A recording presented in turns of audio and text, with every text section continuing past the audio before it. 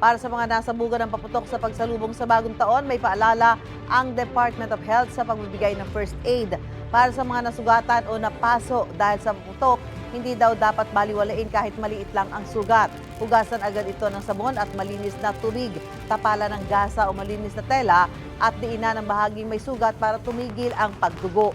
Para naman sa mga tinamaan ng paputok sa mata, magpadaloy ng malinis at maligamgam na tubig sa naapektuhang mata. Huwag daw gagamit ng malamig o ng yelo. Huwag na rin kalikutin o kamutin ang nasugatang mata at takpan ito ng malinis na tela o gasa. Magpunta sa emergency room para mabigyan ng pangontra sa tetanus. Sakali namang makalunok ng paputok, huwag daw pipilitin ang nakalunok na magsuka. Pakainin sila ng hilaw na egg white kung bata, 6 hanggang 8 piraso, 8 hanggang 12 piraso naman sa mga nakatatanda.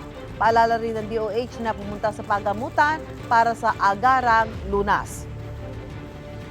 Gusto mo bang mauna sa mga balita? Mag-subscribe na sa GMA Integrated News sa YouTube at tumutok sa unang balita.